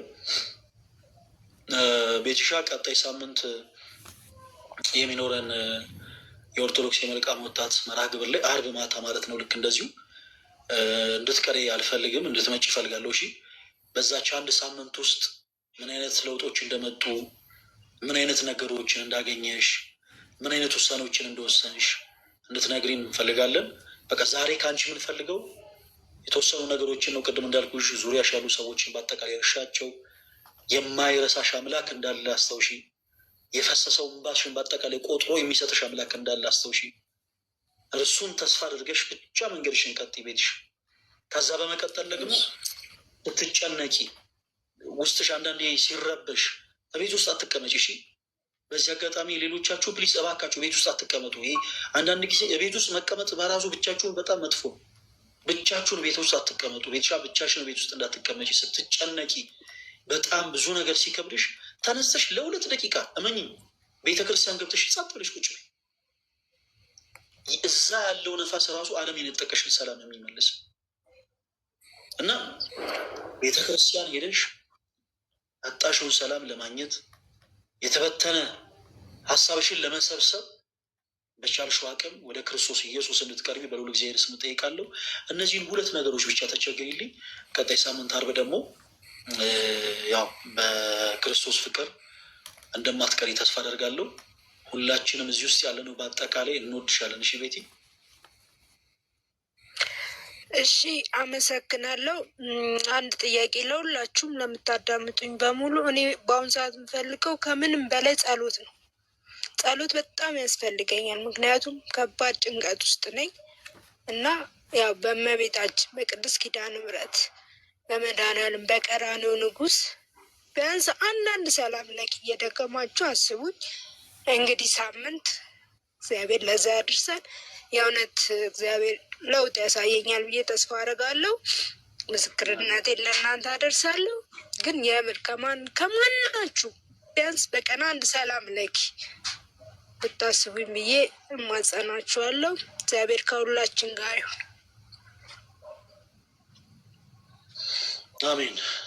አሜን። ቤትሻ በጣም ነው የምናመሰግነው፣ እንወድሻለን። በዚህ አጋጣሚ እኔ ጋር ስትመጡ ለቤትሻም ሳትወጪ ለሌሎች ለማስገባቸው ሰዎች አንድ ነገር ለማስታወስ እፈልጋለሁ። ጤናማ የሆኑ ሰዎች እንዳሉ ሁሉ አንዳንዴ በሽተኛ የሆኑ ሰዎች ደግሞ አሉ። በተለይ እህቶች የእናንተን መቸገር ጠብቀው፣ የእናንተን መከፋት ጠብቀው፣ የእናንተን ማዘን ጠብቀው በጣም ጸያፍ ለሆኑ ነገሮች እናንተን የሚፈልጉ የውሸት ስራ ልንቀጥራችሁ ፈልገን ነው፣ ስራ ልናስገባችሁ ፈልገን ነው ብለው የማይሆኑ ነገሮችን በእናንተ ላይ ለመፈጸም የሚሯሯጡ በጣም ብዙ የሆኑ አጋንንት የሆኑ ሰዎች አሉ እና ቤትሻ በቻልሽው አቅም ከላይ ስትወጪ አድራሻሽን ፕሊስ ለማንም እንዳሰጪ፣ ሰዎች እንዳይረብሹሽ። በውስጥ መስመር መመለስ ያለብሽ ጤናማ የሆኑ ምልክቶች ብቻ ካሉ መልሺ። እንግዲህ ጌታ ይርዳንና ቀጣይ ሳምንት አርብ ደግሞ እንገናኛለን። ሰላሙ የሚለን እሺ ቤቲ።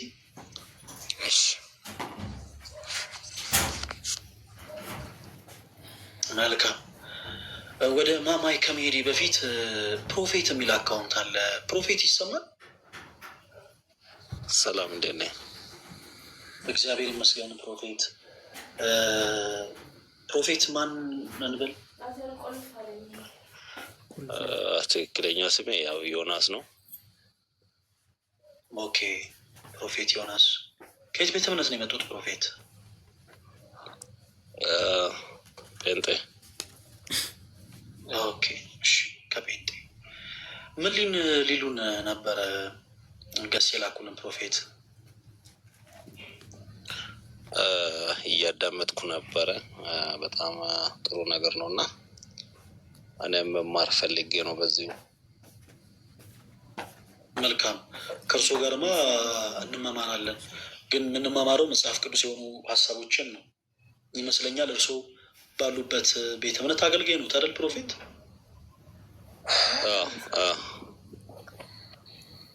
መልካም እሺ፣ ደስ ይለናል። ቁጭ ብለው ይማሩ ፕሮፌት። ስለመጡ በጣም እናመሰግናለን። ጊዜ ላይ ያክብርልን። ምን ላይ ሞር ትኩረት እንደሚያደርግ ባቀ ደስ ይለኛል። ያው ለመከታተል ማወቅ የምፈልጋቸው ነገር ስላሉ ሞር ፎከስ የምታደርጉበት ኤሪያዋ ምንድን ነው? መልካም ወጣት ያው በእኛ ቤተ እምነት ይማርለ እና ለየት የሚያደርገው ምንድን ነው የምለውን አንዳንድ ነገር ባቅ ደስ ይለኛል። ኦኬ መልካም። ለምሳሌ ጉባኤ እናንተ ቤተ እምነት ውስጥ አለ፣ እኛም ቤተክርስቲያን ውስጥ ጉባኤ ይደረጋል። ልዩነቱ ምንድን ነው ይመስለኛል? ልዩነቱ ግልጽ ነው። ምንድን ነው ፕሮፌት? እኛ በክርስቶስ ኢየሱስ ምናምን ኦርቶዶክሳውያን ፕሮቴስታንት የሆኑ ወይም ደግሞ የፔንቴኮስታል እምነት ተከታይ የሆኑ ሰዎች በአጠቃላይ ድነዋል ብለን አናምንም። በጨለማ ውስጥ ናቸው ብለን እናምናለን። እንዲህ ስንል ከክፋት አይደለም። እንዲህ ስንል እነሱን ለማናደድ እነሱን ለማበሳጨት ፈልገን ሳይሆን እነሱን እጅግ በጣም ስለምንወዳቸው እንደው በተጨማሪም ደግሞ ልባቸው እውነተኛውን ጌታ ኢየሱስ ክርስቶስን እንደሚሻ ስለምናምን እውነተኛውን ኢየሱስ ክርስቶስን ያገኙት ዘንድ በቻልነው አቅም የፍቅር ጥሪ ሁልጊዜ እናቀርባለን። ለምሳሌ አንድ ፕሮቴስታንት የሆነ ሰው በአደባባይ ወጥቶ ኢየሱስ ይወዳቸዋል ብሎ የሚጮኸው መቼም ኦርቶዶክስ የሆኑ ሰዎችን ጠልቶ አይደለም፣ እርሱ የገባውን እውነት ሌሎች ሰዎች እንዲያውቁ። በተመሳሳይ እኛም በክርስቶስ ኢየሱስ የምናምን የዚች ቅዱስ ቤተክርስቲያን ልጆች ሆነን በአጠቃላይ ኦርቶዶክስ አማኝ ሆነው በተለያዩ አይነት ልምምዶች ውስጥ ከቅዱስ ቤተክርስቲያናቸው አስተምሮ እየሸሹ በጣም ብዙ ነፍሳቶች አሉ። ከባድ በሆኑ ልምምዶች፣ ከባድ በሆኑ ሱሶች ውስጥ፣ በጣም ከባድ በሚባሉ ነገሮች ውስጥ ገብተው ያሉ ብዙ ነፍሳቶች አሉ። ስለዚህ ኦርቶዶክሳዊ መልካም ወጣት የሚለው መርሃ ግብር እነዚህ እህት ወንድሞቻችንን ካሉበት መጥፎ የሆነ ልምምድ ነፃ እንዲወጡ የሚያደርግ ነው። በተመሳሳይ ፕሮቴስታንት የሆኑ ሰዎችም አሉ በጣም ብዙ በውስጥ መስመር እኛን የሚያወሩ። ለምሳሌ ብዙ ጊዜ ሰላማቸውን አጥተው በጣም በብዙ ነገር ተጨንቀው ኢቨን ህብረት በሚያደርጉበት ቤተ እምነት ውስጥ እንኳን ሳይቀር ህብረት ለማድረግ ሞክረው እንኳን ያጡትን ሰላም ያላገኙ፣ እዛ ያለው ድምፅ፣ እዛ ያለው ጫጫታ፣ አየር በቃ ሁሉም ነገር ለእነሱ ሰላም ሳይሰጣቸው በጣም የተጨነቁ ብዙ ነፍሳቶች አሉ። ለምሳሌ ግብረ ሰዶም የሆኑ ሰዎች አሉ። በከባባድ ሱሶች ውስጥ ያሉ ፕሮቴስታንቶች አሉ። በከባባድ ልምምድ ውስጥ ያሉ ፕሮቴስታንቶች አሉ። የጴንቴኮስታል እምነት ተከታዮች አሉ። ስለዚህ እነሱንም ጭምር ካሉበት ልምምድ ነፃ እንዲወጡ የማድረግ ዓላማ አለን ማለት ነው። ማን? እኛ ኦርቶዶክሳውያን። ፕሮቴስታንት የሆኑ የእስልምና እምነት ተከታይ የሆኑ ካቶሊክ የሆኑ ጆባ ዊትነስ የሆኑ አድቬንቲስት የሆኑ ሐዋርያት የሆኑ ሞኒሰስ ማለት ነው። እነዚህ አይነት ሁሉ ቤተ እምነት ውስጥ ሆነው ከባባድ ልምምድ ውስጥ ያሉ ነፍሳትን በአጠቃላይ ካሉበት ከባባድ ልምምድ ለማውጣት እኛ የግድ እንደነዛ ሰዎች ካቶሊክ መሆን አይጠበቅብንም። የግድ የእስልምና እምነት ተከታይ መሆን አይጠበቅብንም። የግድ ፕሮቴስታንት መሆን አይጠበቅብንም። ኦርቶዶክሳውያን ነን። በክርስቶስ ኢየሱስ ምናመን ሰዎች ነን። ባለንበት ቤት ሆነን እነዛ ነፍሳት ካሉበት ልምምድ ነፃ እንዲወጡ እናደርጋለን። ፕላስ ከዛም በተጨማሪ በነገራችን ላይ ትምህርት ተኮር የሆኑ ነገሮችን እናወራለን። ፕሮፌት ቅድም እንዳልኩት በጣም ብዙ ስሁት የሆኑ ትምህርቶችን እርሶም ሌሎችም ደግሞ ልክ እንደርሱ ያሉ ሰዎች ያምናሉ ብለን እናምናለን እና ሰዎችን በማብሸቅ ሰዎችን በማናደር ሳይሆን በጣም በፍቅር እነዛ ሰዎች ስሁት በሆነ ትምህርቶች ውስጥ ጨምረን እንዳሉ በቻልነው አቅም በመጽሐፍ ቅዱስ የማስረጃ እያሳየን ወደ እውነተኛው መንገድ ክርስቶስ ወደ መሰረታት የእምነታችን ጀማሪና ፈጻሚ የሆነው የጌቶች ጌታ የንጉሶች ንጉስ የአምላኮች አምላክ የሆነው ክርስቶስ ወደ መሰረታት ወደዚች ቅድስ ቤተክርስቲያን እንዲመጡ ለሁሉም የፍቅር ጥሪን እናቀርባለን ማለት ነው እና አይሆፕ እርሶም ብዙ ያተርፉበታል ብዬ ተስፋ አደርጋለሁ። ፕሮፌት እርግጥ እውነት ነው። ለረጅም ጊዜ ይከታተላቸዋለሁ። ብዙ ዲቤቶችንም እያየው ነው እና ያው እኔም በአንተ እርጋታ አንተ ጋር ባለው ሰላም ትሁትና ሀሴት አደርጋለሁ። ለዛውም ነው ቁጭ ብዬ ረጅም ሰዓት እየተከታተልኩ ያለሁት እና ትምህርቶችን እከታተላለሁ። ያው ከዚህ በኋላ በካድም አገኛቸዋለሁ ብዬ አስባለሁ።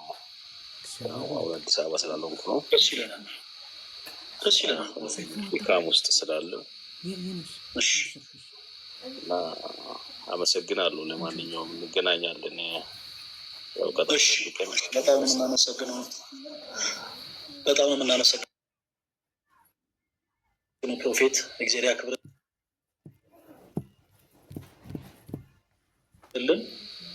እናመሰግናለን። ኤኒታይም መልዕክት ያስቀምጡልኝ፣ እናወራለን። በጣም ነው የማመሰግነው። አመሰግናለሁ። መልካም ጊዜ። ቴንክ ዩ ፕሮፌት እና ቤቲ እታች ላደርጋችሁ ነው ሌሎች ሰዎች እድል ለመስጠት ቤትሻ ሌሎች ሰዎች እድል ለመስጠት እታች ላደረገች ነው። ቀጣይ ሳምንት ኔክስት ዊክ እንገናኛለን። እሺ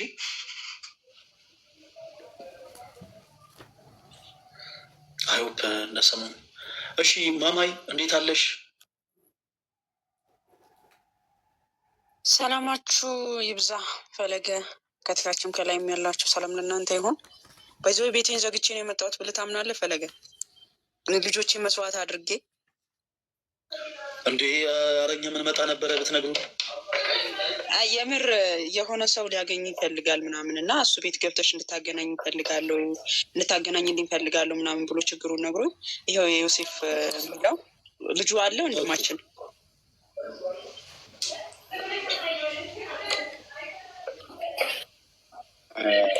ይባላል። አንድ ቁጥር ጻፍተሽ እየተከታተለ ነው። እሺ እኔ ልውረድና ፈለገዬ እሱ ላስገባው መሰለኝ። ትቀጥላላችሁ ማለት ነው። ችግር የለውም። ኦኬ እስቲ በሾ መጽሐፍ አንድ ቁጥር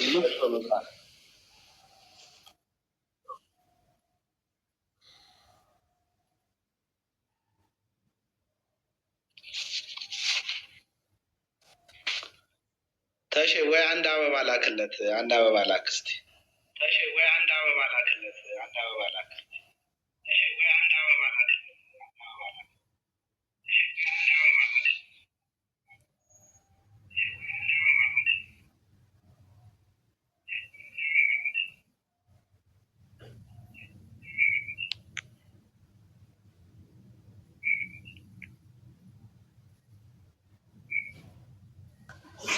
እሺ እስከዛ ሌሎች ሰዎች እድል ልስጥ አይደል? ገብቷል። ፈለገዬ ገብቷል። እሺ እሺ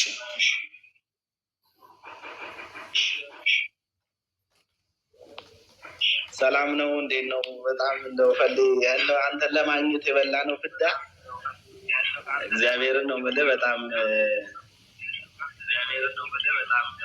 ትንሽ እንትን ብለን ነበረ።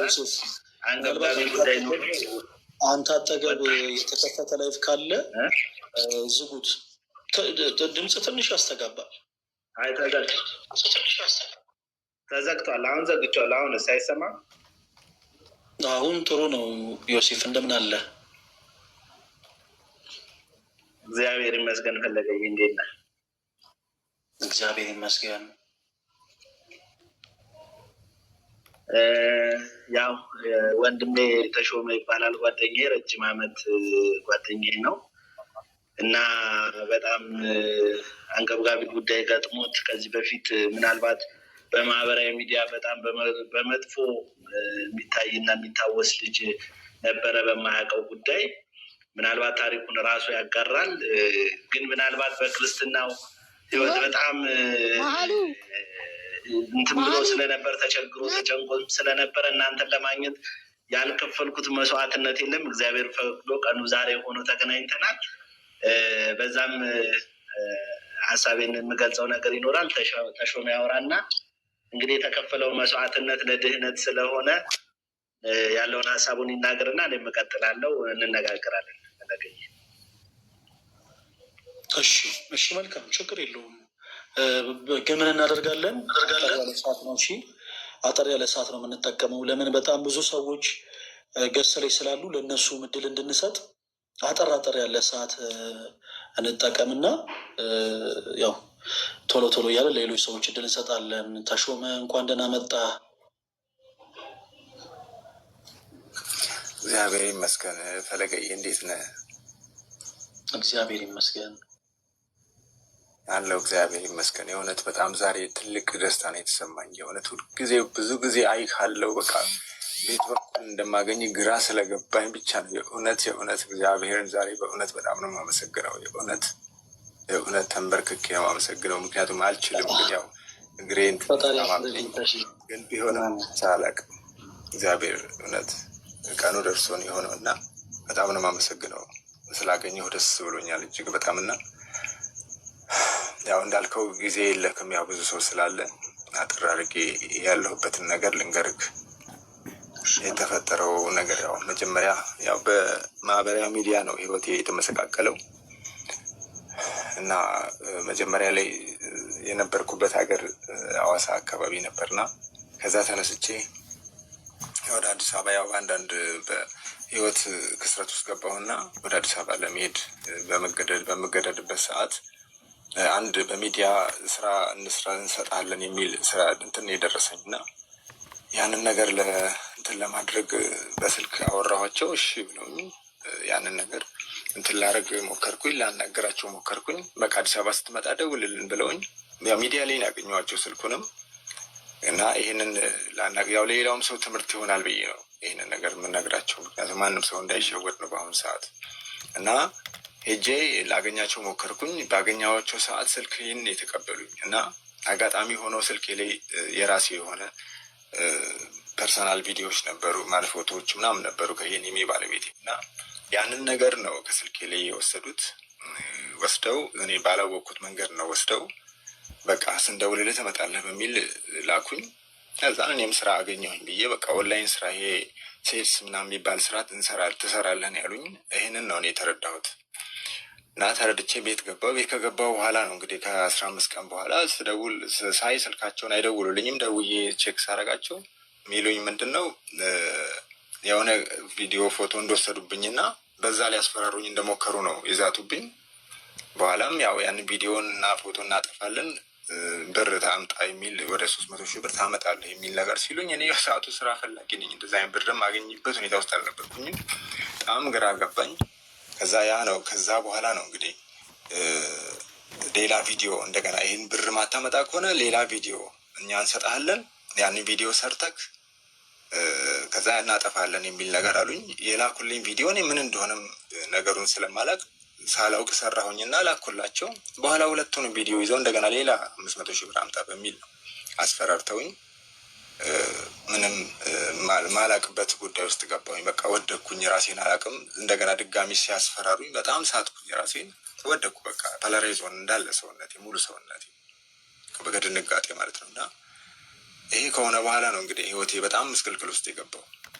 በቃ ይህንን በማስፈራራት በየቀኑ እያስፈራሩኝ ቀጠሉ። ከዛ በኋላ ነው ወደኩኝ። ያው ቤተሰብ ልጆች አሉኝ፣ 2 ልጆች፣ ባለቤቴም ነበረች። በዚህ ሁኔታ ውስጥ እያለውኝ ያው ባለቤቴም ከአቅሟ በላይ ሲሆን እናቴ ተጠርታ ነው እንደገና ተመልሼ ወደ ሐዋሳ ልመጣ የቻልኩት። ወደ ሐዋሳ ስመጣ እናቴ በእቅፍ ይዛ ነው የመጣችው፣ ተሸክማ ማለት ይቻላል። ያንን አድርጋ ወደ ቤት ይዛኝ መጣች። ቤት መጥቼ ረጅም ጊዜ ለ2 ዓመት ራሴን አላቅም ነበር። ራሴን ሳትኩኝ። በቃ ራሴን ስቼ ሙሉ ሰውነቴ ፓላራይዝ ሆነ፣ ከላይ ከእጄም እግሬም ሁሉ ነገር በቃ። እዛኔ ያው ሕክምናም የተወሰነ አረኩኝ፣ ግን ምንም ለውጥ አላመጣም። ለ2 ዓመት አልጋ ላይ ነበርኩኝ።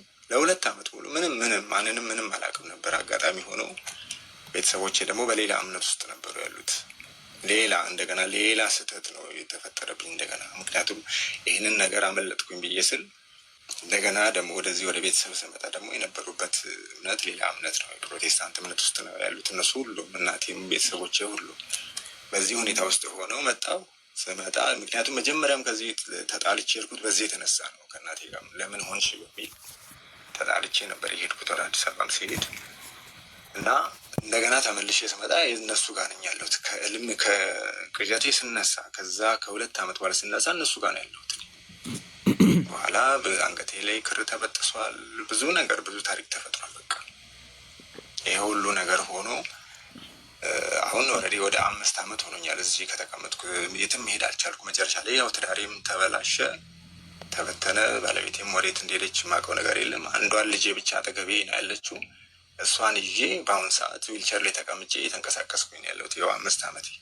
እንግዲህ አጠር አድርጌ ስናገር ያው የቀረውን ዮሴፍ ይበልጥ ይናገር፣ እሱ ጓደኛዬም ስለሆነ በደንብ ያብራራልክ። እሱ ጊዜ እንዳልሻማ እኔ ብዙም የማብራራት ችግር ስላለብኝ እሱ ያብራራልክ ያለውን ነገር። አሁን ያለሁት በቃ ዊልቸር ላይ በክራንች የተወሰነ የተንቀሳቀስኩ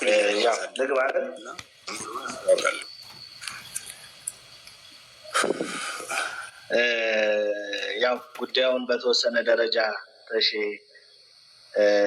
አብራርቶታል። ምናልባት ግልጽ እንዲሆንላችሁ ቪዲዮ ከፐርሰናሉ ቪዲዮ በዘለለ እሱ እንትን ያለው ቪዲዮ ምንድን ነው የኢሉሚናቲ አምልኮ የሚያስፈጽሙበትን ስርዓት ነበረ። መስቀል ዘግዝቆ እንቁላሎችን አድርጎ የተወሰኑ ስርዓቶችን የሚያስፈጽም ቪዲዮ ነው እንዲልክለት ያዘዙት እና ያንን ቪዲዮ ልኮላቸው ከላከላቸው በኋላ ያንን ብር እንዲያመጣ ራሱ ሲያስገድዱት ያው እኔ ረጅም ዓመት ጓደኛዬ ነው፣ 15 ዓመት አካባቢ ጓደኛዬ ነው።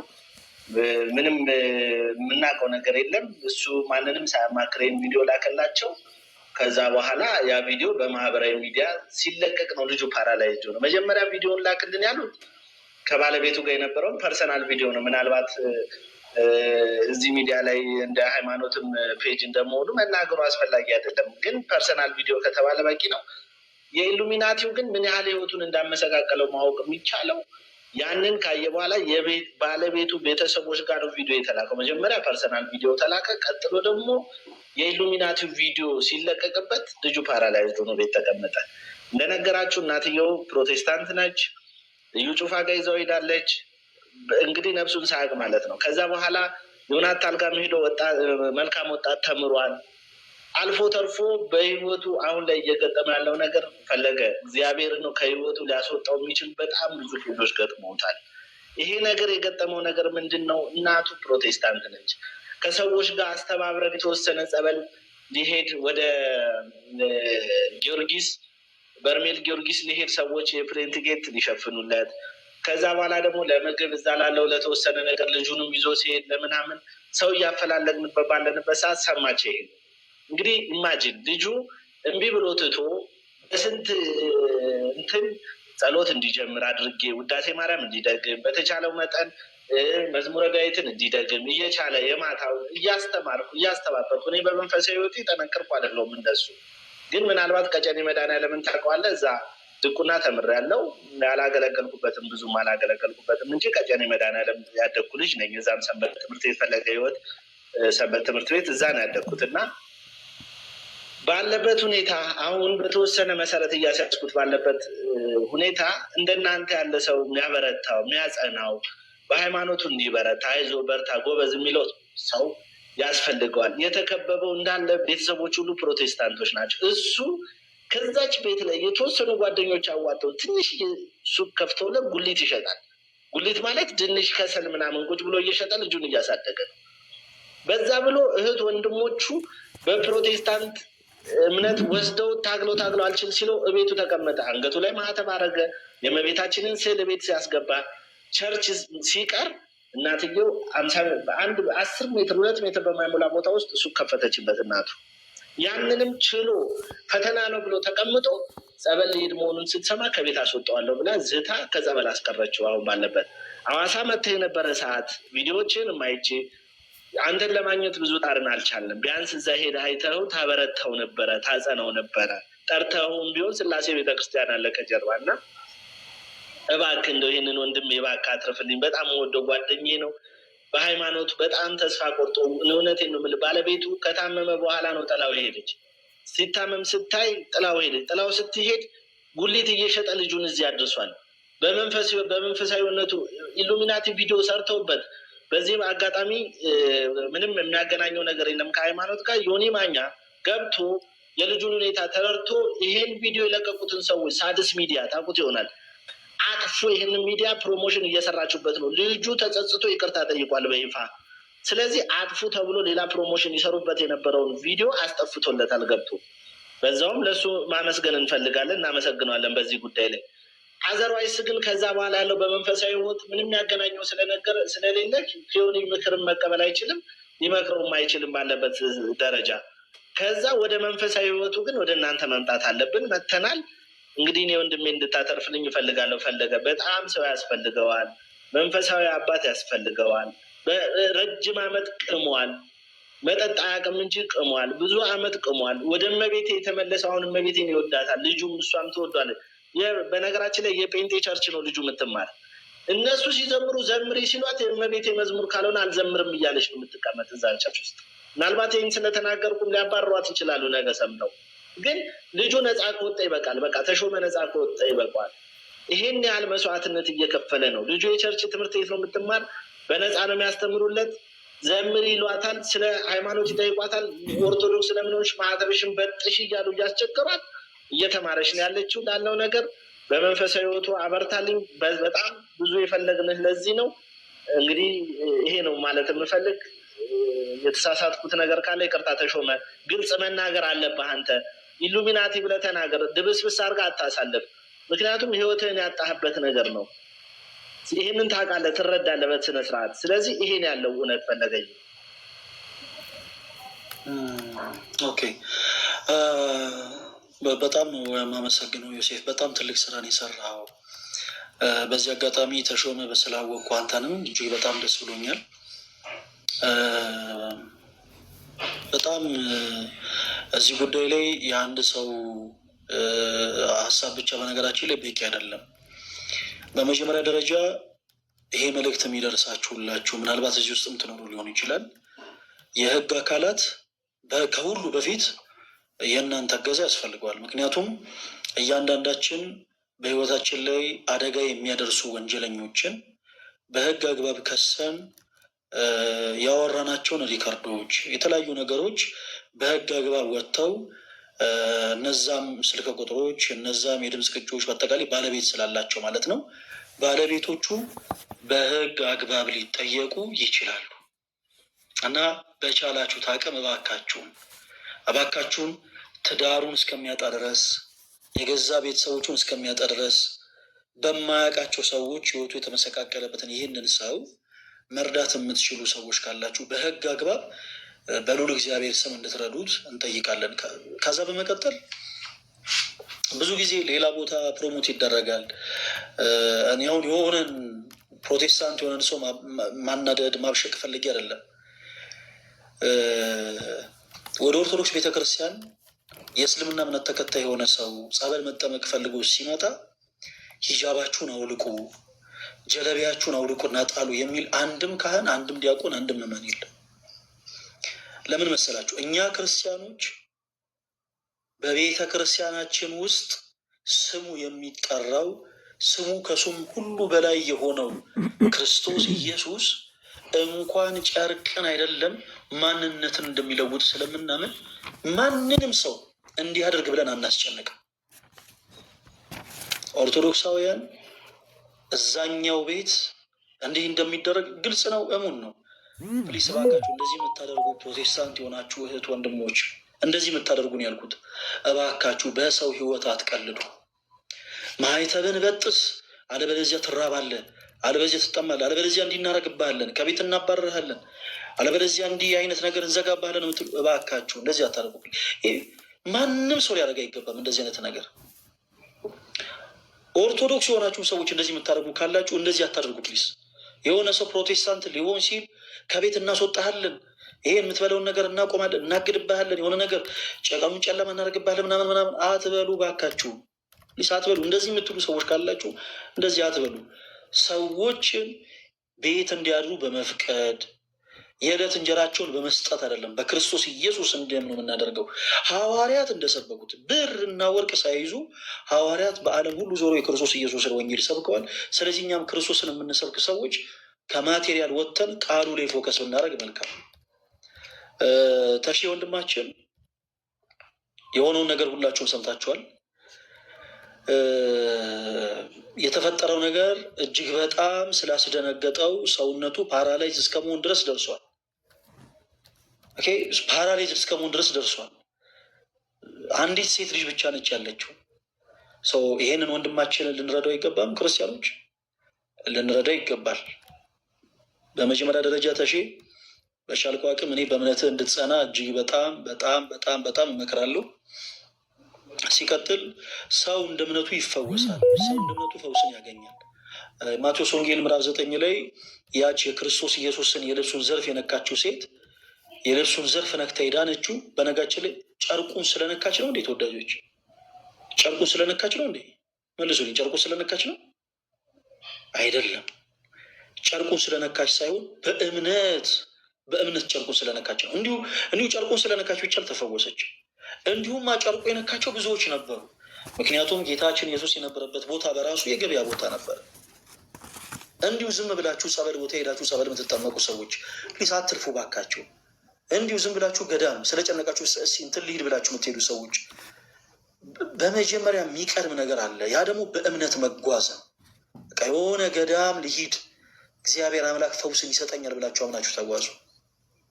ወደ ክርስቶስ መቅደስ ልቅረብ ክርስቶስ በካህናቱ በኩል አድሮ ይፈውሰኛል ብላችሁ አምናችሁ ቀረቡ።